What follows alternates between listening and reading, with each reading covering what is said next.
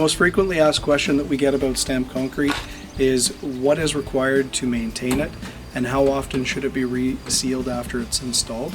So today we're going to go over both those things. We're going to talk about proper care and maintenance of the concrete, and we're going to talk about the process of resealing it to restore its finish and maintain it to give it the shine that it has when we initially install. How often that we reseal our concrete will depend on the finished look that you'd like. Some people go multiple years without sealing. We've done jobs 15 years ago that have never been resealed, and the clients prefer the natural matted look that it has and the patina that it develops over time. Other people like to seal it annually. It really comes down to more or less a matter of preference in terms of how shiny and wet you want the concrete to look.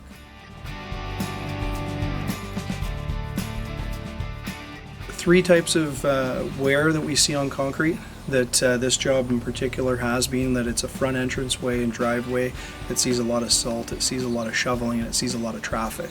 So on a front entranceway, typically you'll want to reseal it more often than you would a back patio.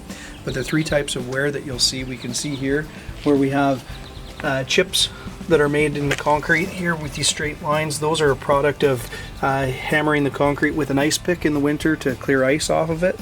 The other chips are a little bit of wear from salt damage. And then we have areas here where the sealer is actually delaminated and released from the concrete over time. So those three types of wear you will see with concrete.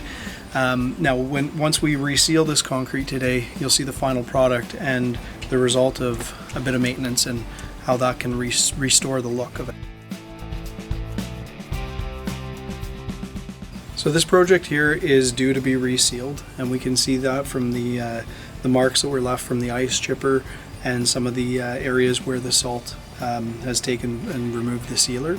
So on a front entranceway like this, it will be required more frequently, but there are a huge number of factors that also depend on how the sealer will wear. So over time, exposure to UV, exposure to traffic and foot traffic, also just the concrete itself and how it breathes, you will see that some areas the sealer will delaminate and let go over time. No different than staying on wood over time. And it doesn't have anything to do with the application, but it is the sealer, the acrylic. It does need to breathe, so you'll see over time that some of the sealer will wear. And then when we reseal it, you'll see it restores the color.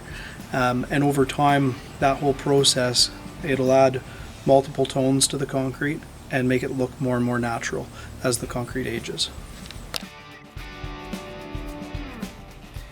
This job that we're sealing here today is an integrally colored concrete. That means that it's colored all the way through with a brown pigment that went right into the concrete when it was originally mixed. Now, some contractors, especially in the US and the southern parts, will use a color hardener where the color's only traveled into the surface.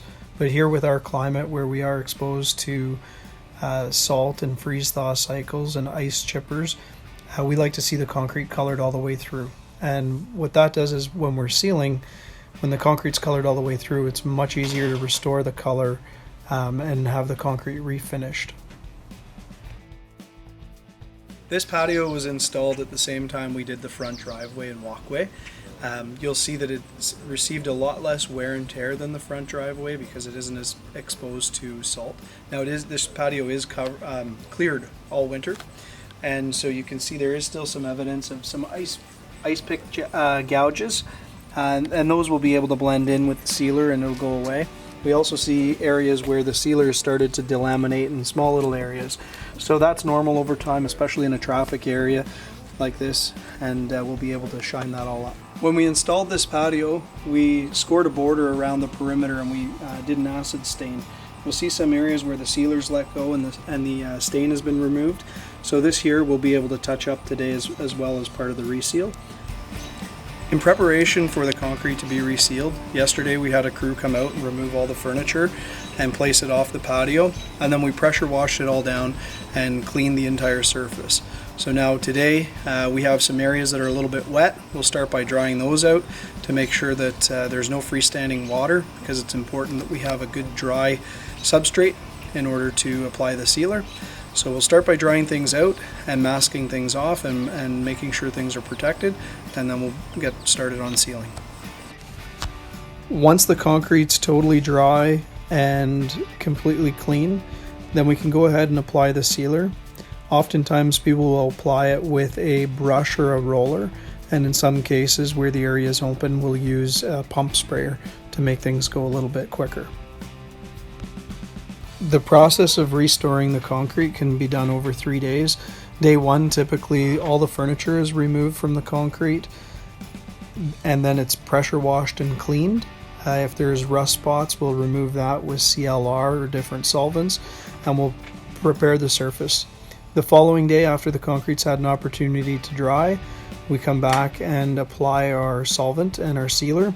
Once we're done that, we give that about an hour before it's fully dry so that clients can walk on it, and then we'll return to place the furniture back on there for them.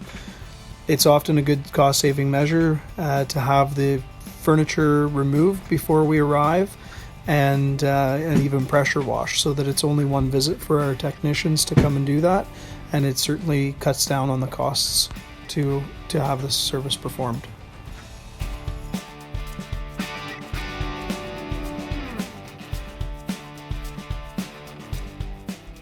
So we've just concluded sealing this concrete.